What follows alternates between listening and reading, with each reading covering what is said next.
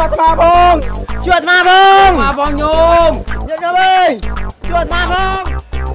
សម្រែកជួយអាត្មាធ្វើឲ្យកញ្ញាតូតាកាន់តែញាប់ញ័រព្រឺព្រួច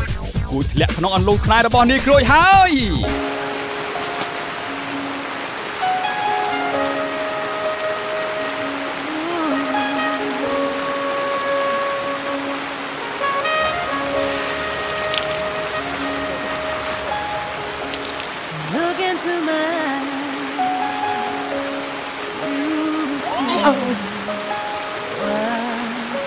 ស្នេហាស្មោះកំឡោះអូឡាស៊ីនពេលនោះហើយទើបខ្ញុំដឹងថា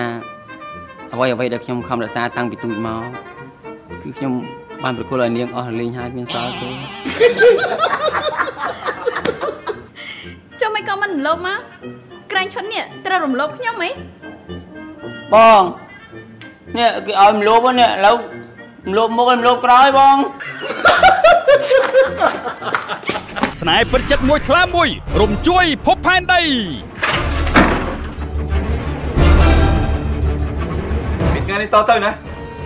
ឈប់តាក់ទោះអាបងទុំទៅកូននេះ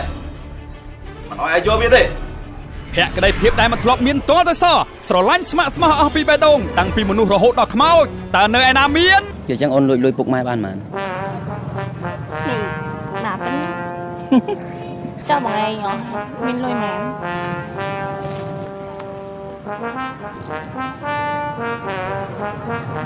ែខ្ញុំសម្លាញ់អូនឯងស្អាតខ្លាំងណាស់ស្អាតដូចអេនជីលីណាជូលីអញ្ចឹងអូយបងញ៉ាំអារម្មណ៍ម៉េះបងឯងក៏សង្ហាដែរសង្ហាដូចប្រែតភិកអញ្ចឹងហ៎រឿងបងទុំអូនទាវឆ្នាំ2015ជារឿងសម័យកំ pl ែងខ្មោចសើចភ័យរន្ធត់សើចតាំងពីដើមរហូតដល់ចប់